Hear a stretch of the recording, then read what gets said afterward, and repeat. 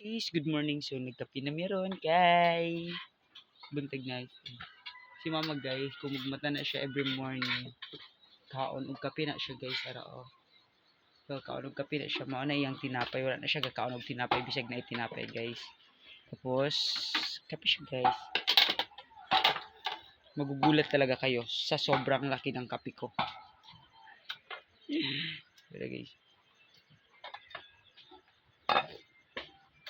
So, kusog kayong ulan kagahapon na mga tambak na tubig.